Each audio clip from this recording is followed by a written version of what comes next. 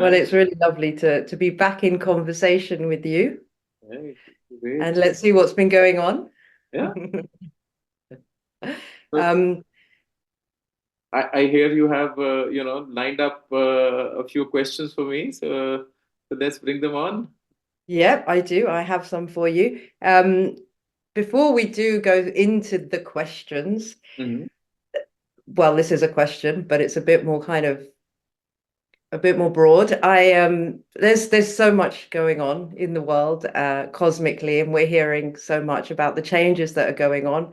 And I was just interested to know whether you would like to share with us um, some of what's been going on in your world, in your reality. I know that from my experience of living with you, a lot happens, and you don't often tell us the extent of it. But are there any bits and pieces that you can indulge us with?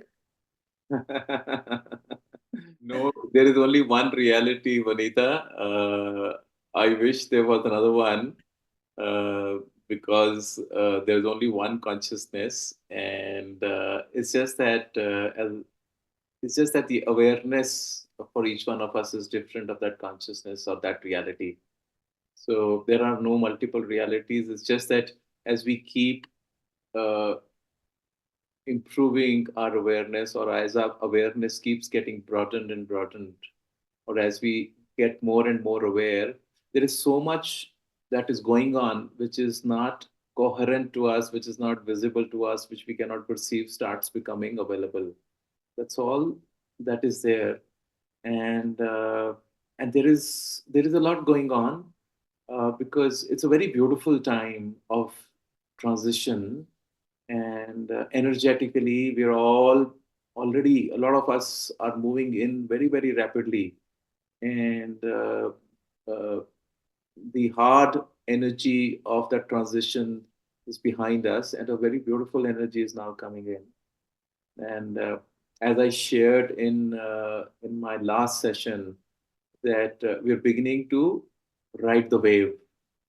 Earlier, we were under the wave and we were feeling the heaviness of the wave, but the energy is getting stronger by the day. But yet, we are now able to ride the wave, and everybody who's connected to this grid of light uh, is also being carried along. And I'm sure you're experiencing that as well, that there is a change, there is a shift, and there is a lightness of the being.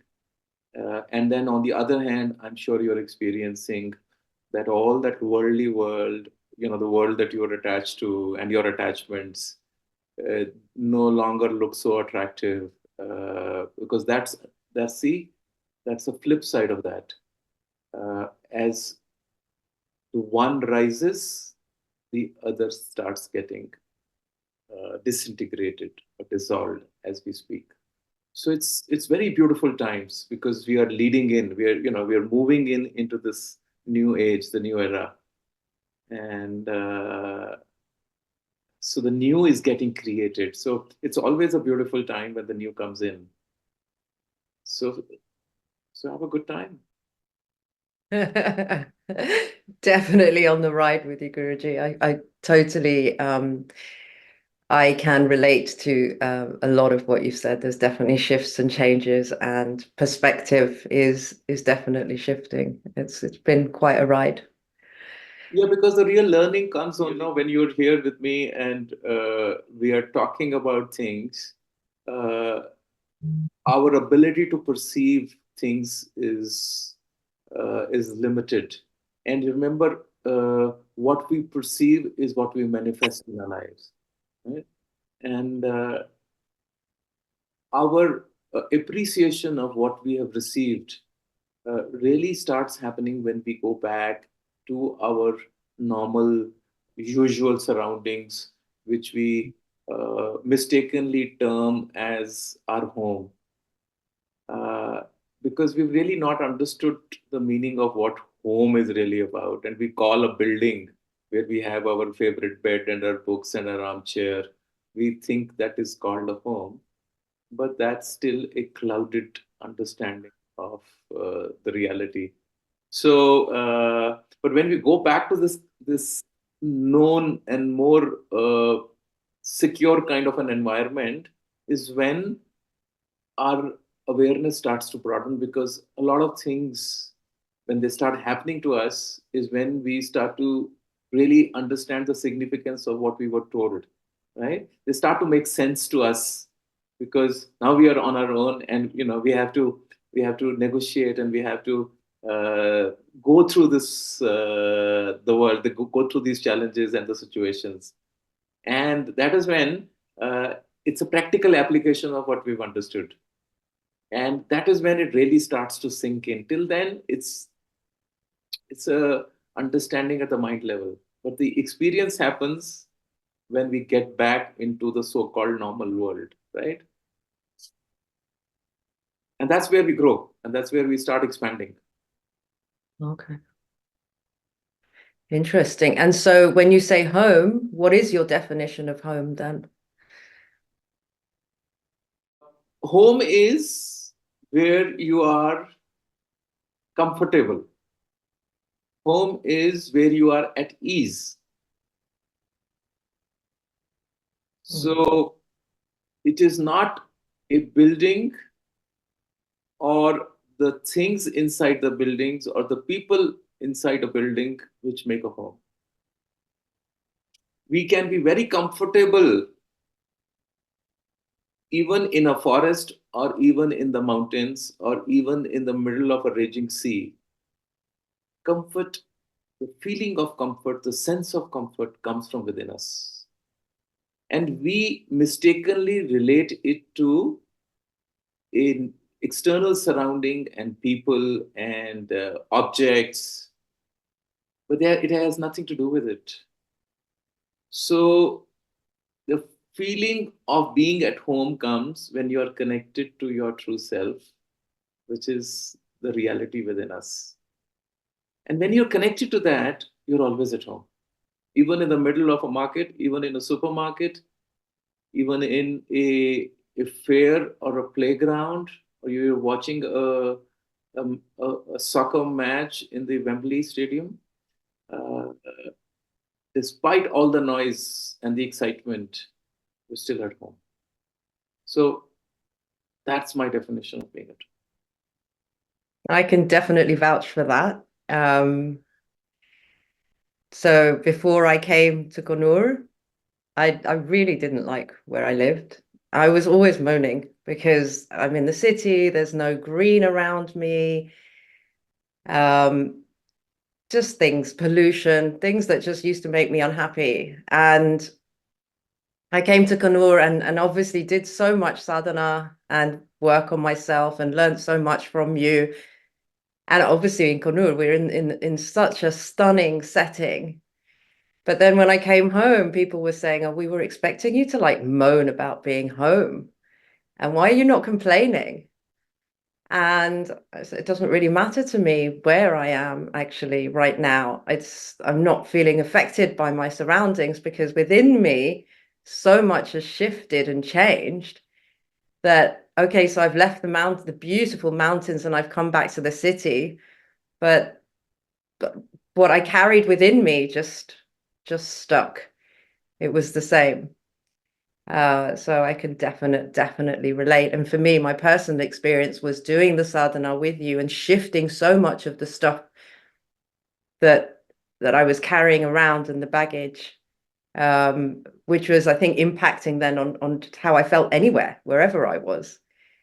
And then that kind of became the opposite. So without that baggage, I was just so much lighter and freer and could be anywhere.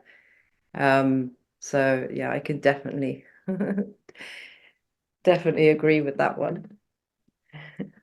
So thank you, Guruji. So what does it mean to keep God in your heart? This is something that is spoken about a lot, something that you speak about a lot. And how do we do it? And then why should we do it? Can you explain? uh, Actually, I believe that the answer of every question actually lies in the question itself. So, so therefore, let's look at your question. First is God. So, and then the thing is about the heart, right? That's the two elements. So, what is God? To my understanding, God is goodness. Mhm. So, the best way of keeping God in your heart is to have goodness in your heart so that all your thoughts and all your words and all your actions are inspired by that goodness. My master used to say very simply, he said, be good, see good, and do good. And he used to say that good is better than God because good has two O's in it and God has only one O in it. So, this is a very simple thing that I understood, that of keeping God in your heart is to be spurred by goodness in your thoughts, in your words and action. And what is that goodness? That goodness is when you start to finally realize that life is not about you, and we did not come here to experience the ego based, limited individual understanding of the self.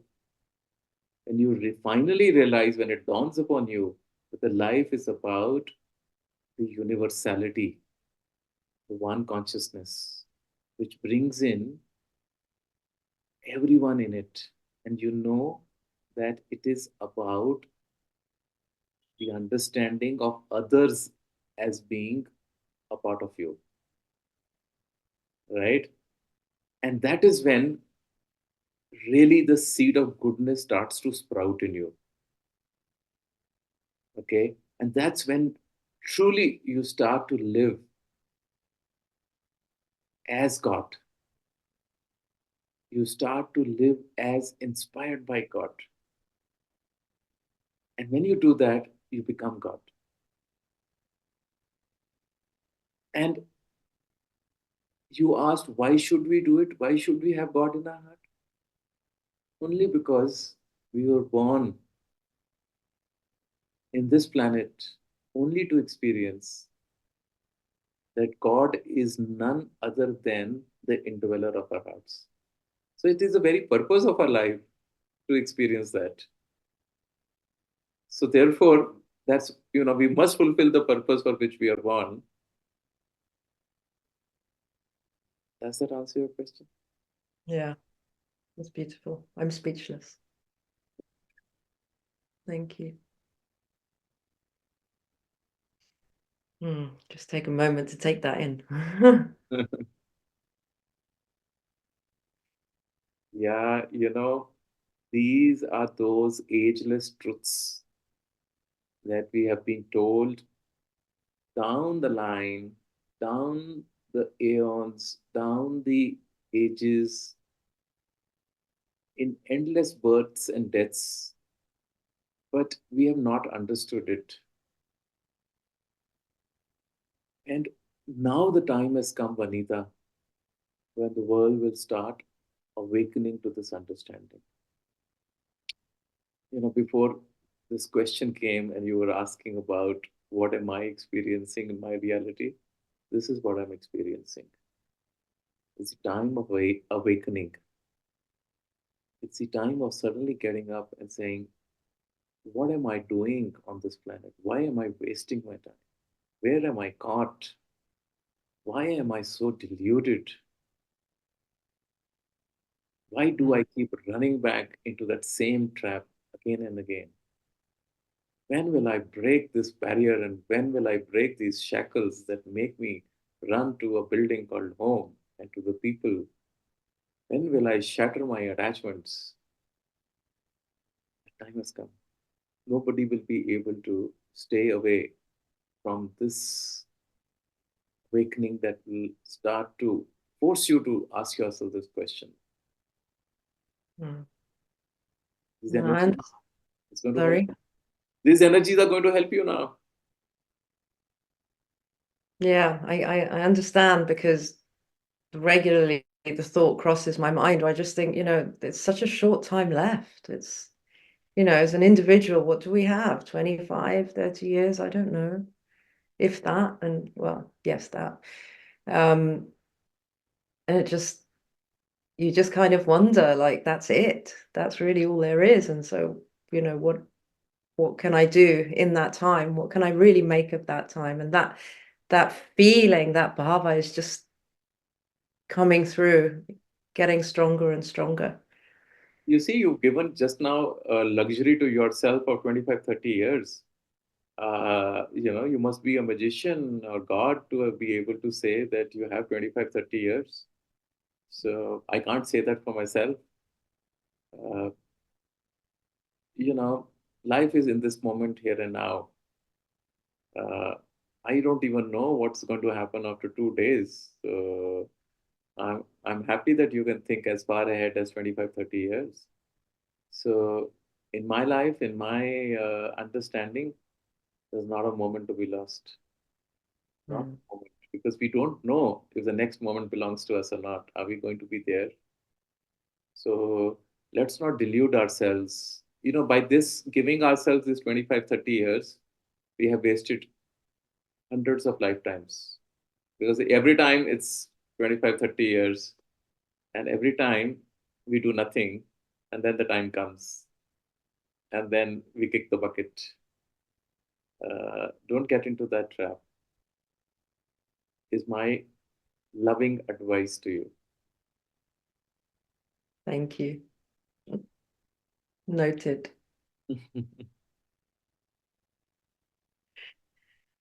Okay. So, completely different track, this question. And this is something that I was pondering a lot when I was with you. We talk a lot about body consciousness on this path. And we're always in the spiritual world, we're saying, I'm not the body, I'm not the mind.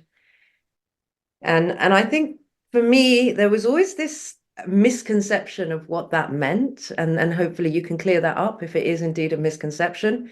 And I thought that, body consciousness and I'm not the body was just about my appearances and, how I look, maybe my weight, superficial stuff, really. But that was the extent of my understanding of it. And I started to realize that it is a lot more than that. But I think it would be great to have clarification on what does body consciousness mean? What do you mean when you say we have to drop body consciousness? See, the whole idea and conversation about body consciousness comes from uh, when we talk about ignorance, or when we talk about delusion, when we talk about Maya, when we talk about perceived reality, right? Uh, and it is in this context we say that when we say that the outside world is not the reality, it's a perceived reality. Okay? It's a manufactured reality based on our five senses, right? And there is another reality which we call as the Brahman or consciousness, and which is also inside of us. So now, to experience that reality, we have to come out of body consciousness. Now, what is this body consciousness? And why do we need to come out of this body consciousness? So, this body consciousness is that my truth, that who I am, because is this body and it's the name. And therefore, all that I do or I speak is this name and form duo. Okay? And therefore, I project my five senses of perception and my five senses of action and my mind. These 11, they start to constantly manufacture my reality, which I think is what is real. Okay. And therefore, since all these 11 are running outwards, therefore, I start believing that this world outside and around me is what is reality. Okay. And when I start to go and start to withdraw these 11 things inside, so I go within, I withdraw my senses of perception, and then I withdraw the senses of action, which I go into the state of stillness, and I control my mind. My mind becomes stable, then I am able to perceive that there is another reality, which is what we call within us, which is the Atman, which is nothing but the same one consciousness which is around us, right? So, therefore, we say that if we think of ourselves as this body, mind, and senses duo, then it takes us into the external world, which we believe to be real, and therefore we are caught up in that. But if we believe and if we want to experience that there is something more to this, which lies inside in our heart, as we say it, or inside us, which we say is the truth. We say that the Brahman is Satya and the Jagat is Mithya. That the phenomenal world as we see it is an illusion, which is coming from our wrong understanding that I am this body and therefore I am this doer. That understanding will only disappear when I will experience the inner reality, that there is something which is permanent inside of me, which is beyond this name and which is beyond this body consciousness. So that is this body consciousness. So when we talk of this body consciousness, we are not looking at the appearances. I am referring to this body, which presumably is carrying these five senses of perception, right? Where I can see things, where I can smell things, where I can taste things, where I can hear things, where I can touch things, right? And the five senses of actions, which all these, body parts are able to do. Those, so senses of perception and action, right? And that and the mind. Once they are controlled, once they come in your grip, then you realize that there is something else which is far more profound, which can be perceived in almost every act of ours, which is part of our expanding awareness and consciousness, right? What you went through in your sadhana was when you went beyond this physical discomforts and physical, likes and dislikes, you started to explore deeper aspects of yourself, right? And that is what was making you uncomfortable because we are so used to living with the pleasing our five senses, right? So that, and our mind has been feeding us to become victims of these senses. And so when things were done which were not so pleasant, right, the mind would react, the mind would get agitated, right? And we would get into this so called as body consciousness, and all reactions, when we say do not react, means don't engage your mind, don't engage your senses, right? The reality is not what you are perceiving because you're looking at it from a body consciousness. But when you look at yourself from an expanded state of awareness, that I am that universal, all pervading consciousness,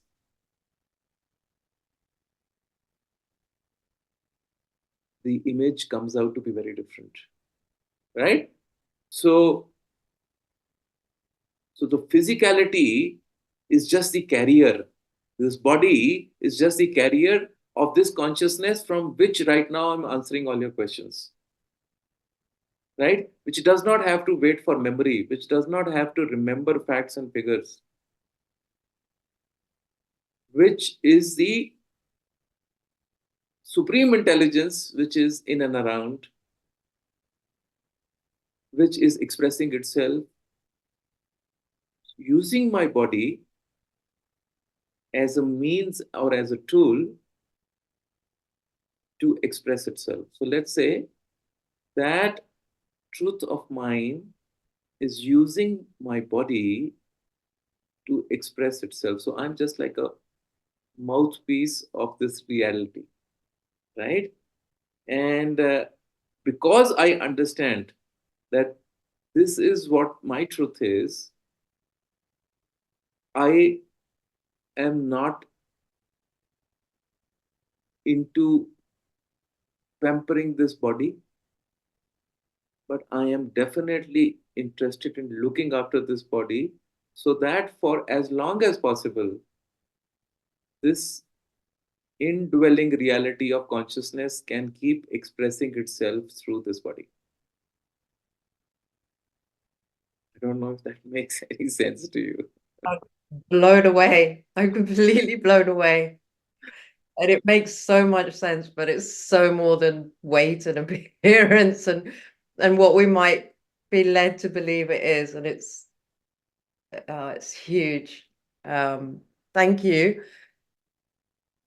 Yeah. It's like,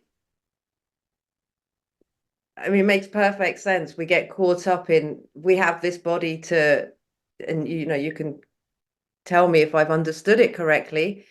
Just to kind of encapsulate what you said, we have this body because consciousness is trying to live through us. So we're a vehicle for consciousness to express itself. But it seems that we get confused, and we start becoming conscious of the body in another form, if you like, and using the senses of perception and then acting out on what we're perceiving through our senses, and then applying a bit of mind and if you like, a bit of salt and pepper and masala, and turning it into this big story or drama or whatever we might create out of it. And then that's taking us so far away from what is reality, what is truth, which is all that really we need the body for, is just to transmit or to live or to perceive that reality. But yet we've got confused somewhere down the line, and we've got all mixed up and got into this mess of thinking that the truth is everything else that we're picking up on the way. Have I understood that Yeah, yeah, correctly? absolutely. And that's our dilemma. You see, when somebody tells us this, okay, at that time, we don't like it. He says, how is it that possible, right? I have, because we have so many desires and so many attachments, to this phenomenal world or this external reality. And there are so many temptations and there are so many unfulfilled desires that we still want to go back to it, right? Yeah. I remember the conversations you and I had. But we think, no, no, no, no, no, I still have something else to take care of, right? And and that's an endless trap, Vanita. And this is what we are trying, you see, either we go towards experiencing our reality or we go towards the phenomenal world, right? Somewhere over a period of time, as we keep having the interactions between the two, one day we'll realize that this phenomenal world, with full of its charms and temptations, is not just a distraction; it's a great entanglement. And every now and then there is a heartbreak waiting for us, and every now and then there is some ecstasy waiting for us. But every time when that ends, we come back and start feeling low about ourselves, right? That's the nature of the phenomenal world. That's the maya, that's the delusion, that's the mind. But when you go into the world of your truth, which is consciousness, which is that all pervading reality, and when you come into it, there is pure bliss, there is pure joy. Yeah. Now it's a choice we have to make. Do I want to continue to be in this land of joy and heartbreak? Okay. And and as we say, the low enjoy the lower fruits of the world? Or do we want to come and experience the higher fruits or the higher joys and to live life as divine beings, as gods, right? And that a soul has to take a decision to say, enough of that, I've done enough of this. Let me go and experience that truth. Till we do not, you have to shut a door to open a new one, right? You can't want to be entering every door whenever you feel like, right? Can I have a little of this? Can I have a little of that? And of course, what you get is a khichdi, right? You know what khichdi is. When A you mix. mix when you mix dal and rice to it, and then you can't identify which is dal and which is rice, right? So that's how we live our lives. Mm. Interesting. That's just given so much clarity on why the two don't mix. You're saying it's just one or the other. You can't hold both or have both at the same time. No, there is actually, that also is a misconception. There is actually one reality. We have compartmentalized it into two, right? Uh, I'm saying, okay, let me put it differently.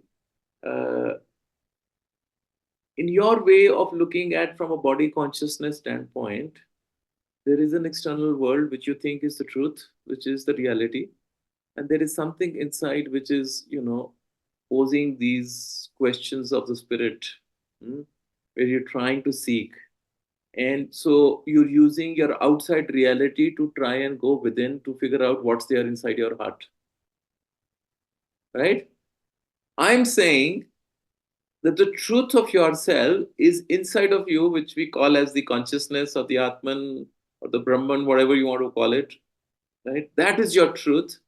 And once you experience that truth, you can go and enjoy the whole phenomenal world outside. Your approach of body consciousness is the outside in approach. What I'm trying to say is that there is an inside out approach where when you experience the truth of yourself and the joy that you will have in your heart, which will make you being at home no matter where you are in the world, you can go and enjoy this entire phenomenal world. I am not saying this at the cost of that. I am saying go from the root of who you are, then you can truly enjoy without going through these heartbreaks and challenges that you currently experience. Do you get it now? Yeah, I do. I think you're saying that live that detached life, experience consciousness, and then take that with you into this world that we Yeah, now you got it. I think I shared it with you earlier also. What Isha Upanishad says, Isha Vasyam idam sarvam yat kincham jagatyam jagat tena taktena bunchita. This is what it is. How do this phenomenal world is actually, even the phenomenal world is also full of God. But, and it is meant and it has been created, its beauty has been created for our enjoyment. But there is a way to enjoy this world. First, know the truth that there is God everywhere and that you are also God. Experience that joy and then go and participate in this world and enjoy every aspect of it because it's been created. But then you know how to enjoy it also. You enjoy it with self-sacrifice. You enjoy it with taking only that much that belongs to you, and you do not go and covet what is others, right? And that is what is sustainability. UN talks about sustainable development goals, SDGs. What is sustainability? This is sustainability. Sustainability will not come unless you understand your truth, because you will keep harming nature, you will keep harming others because you have not understood that you are not separate from others. That's why we are creating havoc in this world, right? But once we understand that everything is connected, right? And if we start enjoying this world with this understanding, just imagine we will go and spread love and oneness in every corner of this universe without creating any differences.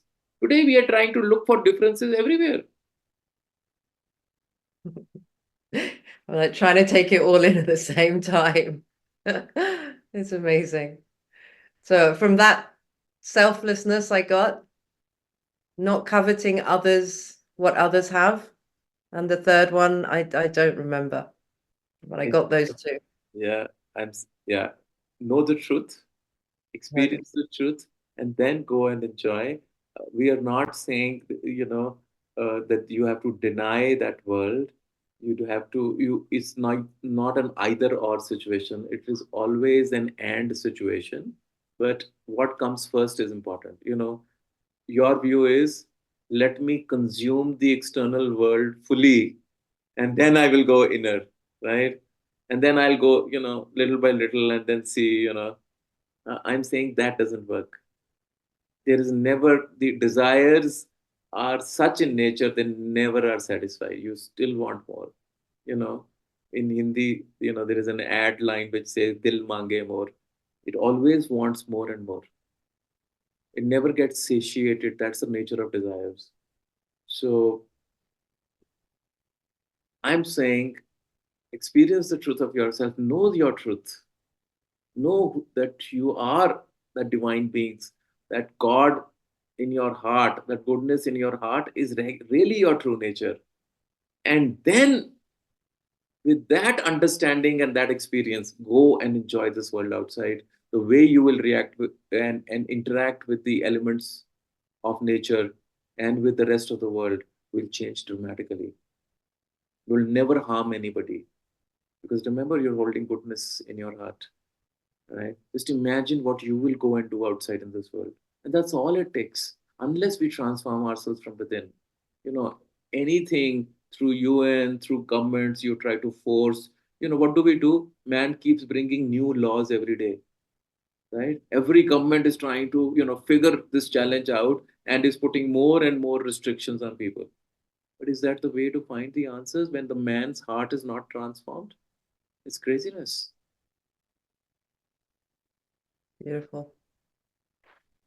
And that's why we did all that work to remove all the baggage and everything that I was carrying around Yeah. so that we could get through, find the heart, and get into the heart space. And all those stories that you have been creating, and all of us keep creating the stories in our head Yeah. that keeps us locked in this planet, in this space. This narrow viewpoint of what's going on in that Yeah, and moment. likes and dislikes. Yeah, he said this to me, she did this to me, that person did that, and we're caught up in this endless cycle of like and hate. What are we doing? Can't we understand? There is no end to this. If once problem you will solve, the second one will be staring at you till you understand and admit and accept and acknowledge the truth. Vanita, you cannot hide any longer, I assure you.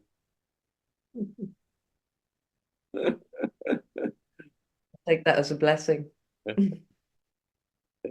Remember Thank, it. thank you, Guru. Okay, well, that was amazing. So coming on to the mind, we've spoken about body. So do we really need the mind then? If I'm not the body, I'm not the mind. What's the purpose of the mind in life? Oh, mind is indispensable. It's really required. You see, as we just covered, that you need to give the steering of your life to the consciousness, or the energetic truth within, okay, of which we call as Yatman, or you call it the soul, whatever you want to call it, right? The inner truth, the all-pervading reality. If that is in the driving seat, right? then you still need the mind to uh, make you perform all your actions skillfully and uh, in perfection. Okay? Without the mind, you cannot perform your tasks. But who decides which task has to be done and how it has to be done? So, if you understand that the consciousness is the spurrer, is the one who inspires you to do certain things, to act in a certain way. That goodness comes from that consciousness. But if you have to perform an action, you still need to plan it. You still need to execute it skillfully. That's where mind comes in. So without mind, you cannot function. But if you let the mind decide those things for you, if the mind spurs you into action, and if the steering wheel is in the hands of the mind, then it takes you to the external world. It takes you into the loop of likes and dislikes, right?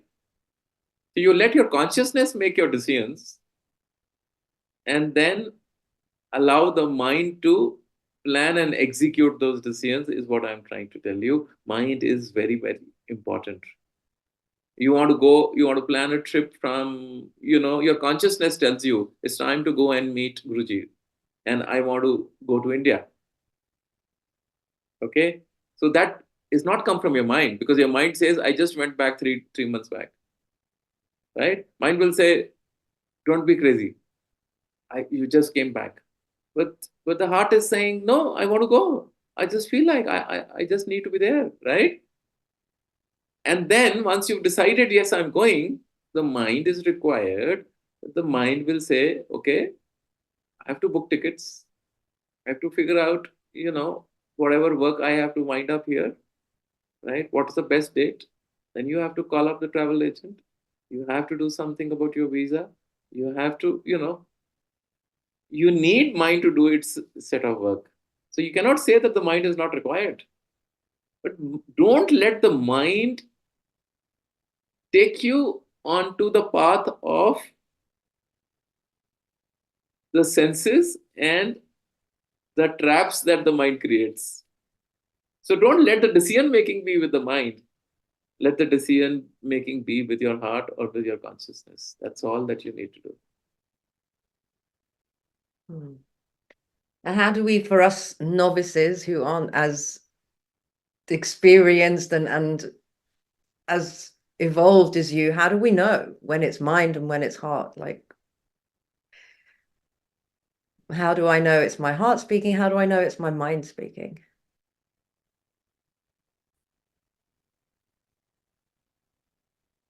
There's a very simple way of finding that out. The first thought normally comes from our heart. And then normally the mind comes and overrules it and says, don't be silly.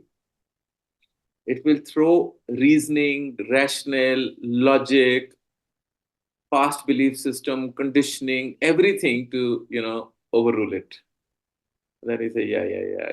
We just so if you go back, you will realize that this is constantly happening inside of us.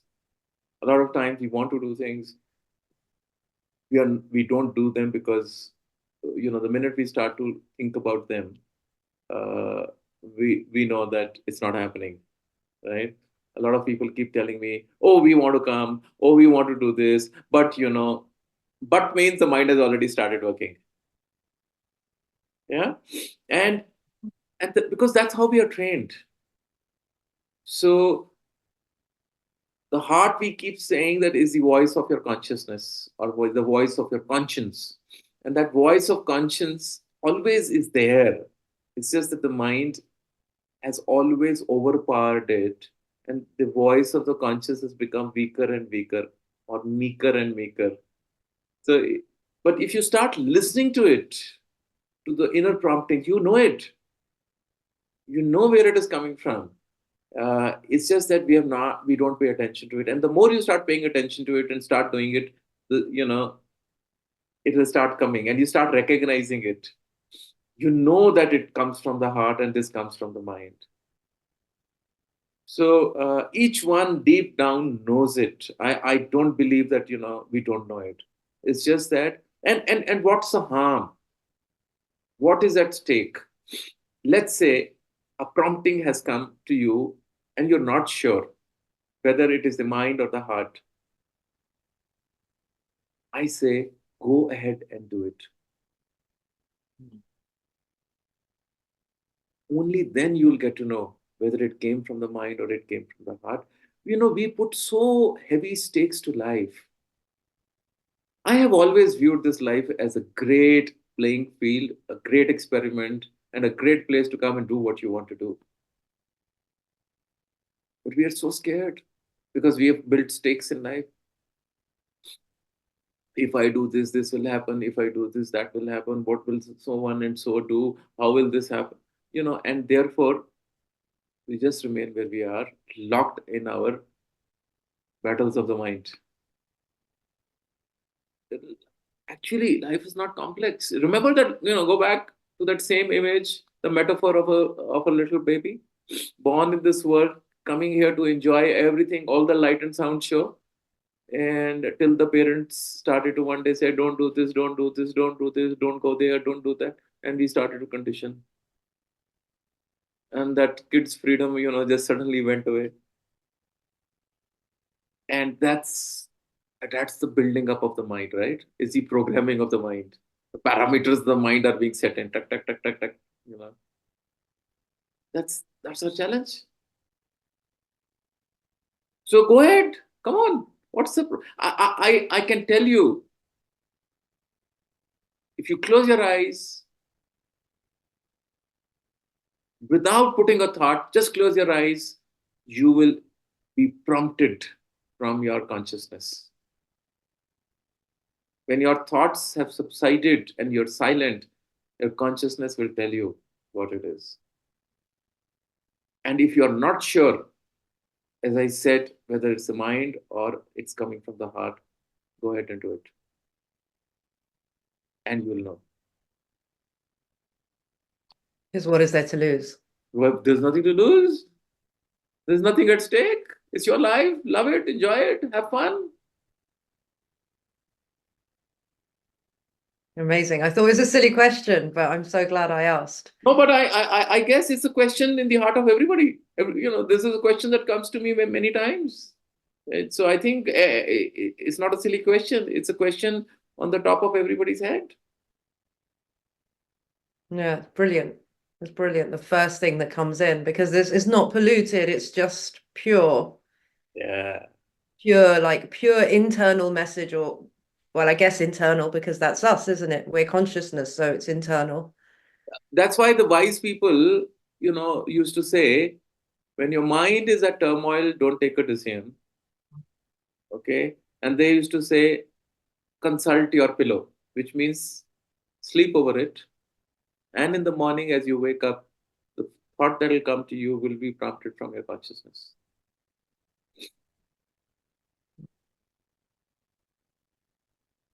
All that programming and stuff you're saying, like from such a young age when we're kids, then that's it. Like everyone gives their 5 pence worth, don't they? They give their opinions and their ideas and whatever they've collected from their experience and their parents and everyone else around them. And then that gets fed and programmed into us. And then that becomes the way that we live our lives, and further disconnecting from here, from the heart space. Amazing. Thank you. Really, really helpful and so simple. It is life is simple. Our mind has complicated it. Remember the two things that I always say, which our Upanishads have stated, that you know that you are now living a life of consciousness and not of the mind, is when you will experience saral and sahaj. Simple, spontaneous, and effortless. That's it. Natural. Natural. Is that one of them? you never liked that word, so I didn't use it. Not that I didn't I'm like it. mindful whom I'm speaking to. You always used to contest that word, so I said okay. Sorry, yeah, Saril and Sahaj. So there, Simple and spontaneous. uh, Yeah, beautiful. Such freedom in living like that. yeah. Okay, so vasanas, which I think is very much related to what we've been speaking about. So it's like, what are vasanas? We talk about them in Vedanta a lot, and how do we overcome them? You see, vasanas are nothing but our tendencies, our innate tendencies. And these tendencies, come to us as a part of the baggage we are carrying from the past lifetimes. Okay, because remember, life is a continuation, it's a journey. It is, with death, it doesn't end unless we have cleared and squared off and realized ourselves. Till that time, life is a continuation. And so we just pick up all our old tendencies. If we have not resolved them in a particular lifetime, then they'll come with us and then they'll start to express themselves. Okay.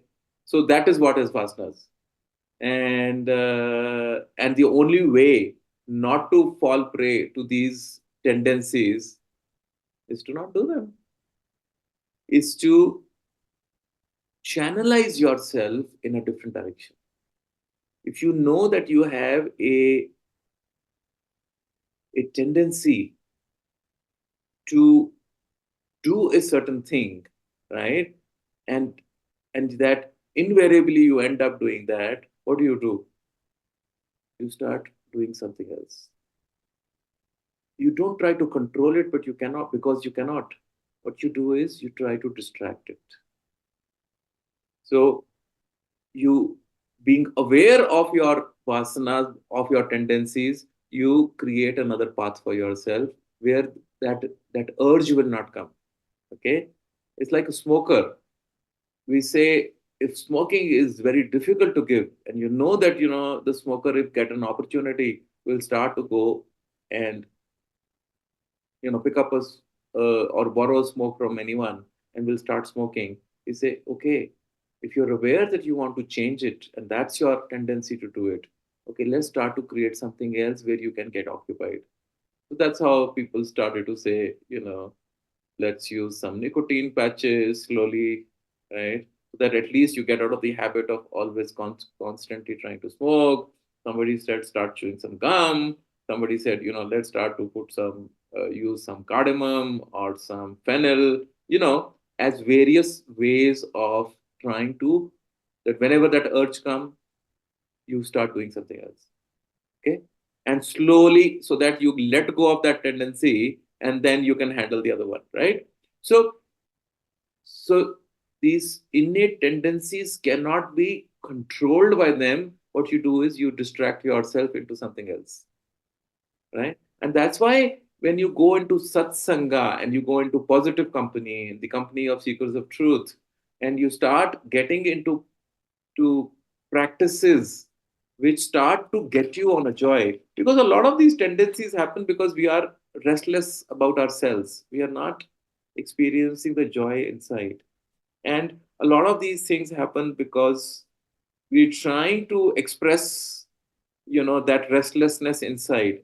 And all restlessness, actually the root cause of that is that we are not experiencing you know the soul or the atman. And it manifests itself in many different aspects, in many different ways, right? And we don't understand where it is coming from, but we know that there is something which is missing. And we try to, through these habits, through these are basically distractions, and they come into our lives. So but if you're aware of them, anything can be solved if you throw the light of awareness on it. And then you use your mind to create a alternative, because the mind, it needs to be, the energy needs to be channelized. So Instead of doing a particular action or getting caught up in a particular tendency, you start doing something else.